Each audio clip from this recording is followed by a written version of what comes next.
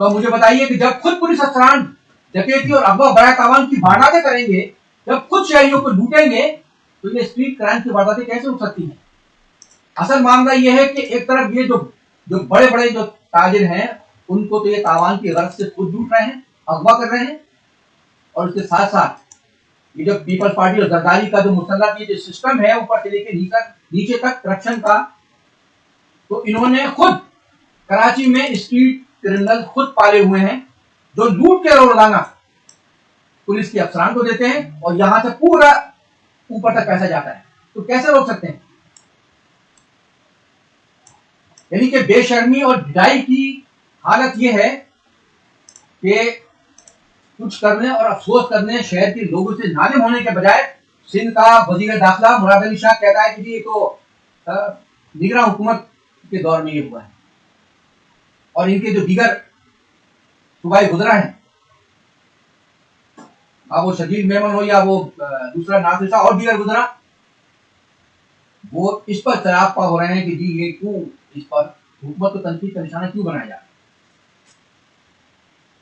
तो अगर सिंध के दारुल खिलाफा में इस तरह की वारदातें हो रही तो हुकूमत सिंध को ना कहा जाए तो भाई का ग्वाटेमाला की हुकूमत को कहा जाए, क्या मराकश की हुकूमत को, क्या बेल्जियम की हुकूमत को कहा जाए? तमाम इदारों और हुकूमत की मुश्तरका प्लानिंग के तहत कराची के शहरियों पे एक खौफ बिठा दिया गया है। ये भी एक तरह का ऑपरेशन है। तो कुछ भी इनके साथ हो जाए, आप लुटते रहें, कुछ ना कहें। ये कराची में हो रहा, और यही वो हालात है कि जिसकी बिना पर 1986 में, आज से 38 साल कबल जब थाने अलीगढ़ हुआ, 6 घंटे तक अलीगढ़ कॉलोनी में, कस्बा कॉलोनी में महाजरों का कत्लेआम होता रहा और शहर में मौजूद फौज, रेंजर, पुलिस कोई भी उनके जान माल के तहफ्फुज़ के लिए नहीं आया, कोई उस भारतगरी को रोकने नहीं आया। और उसके बाद फिर दीगर महाजर बस्तियों पर जब हमले हुए तो कायद तरीक़ अल्ताफ़ हुसैन ने ये अपील की लोगों से कि भाई जब आपको कोई तहफ्फुज़ फराहम करने नहीं आ रहा है, तो ये जो आपके घरों में जो टीवी, वीसीआर और फ्रिज मौजूद है, ये आपकी जानों का तहफ्फुज़ नहीं कर सकते। इनको बेचिए,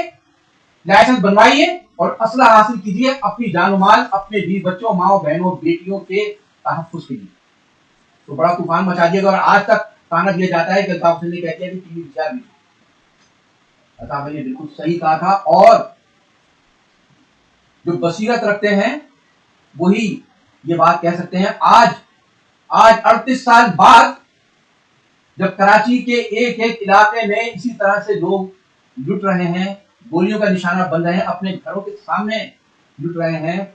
माओ बहनों, बेटियों की चादरों पर हाथ डाले जा रहे हैं, और पुलिस,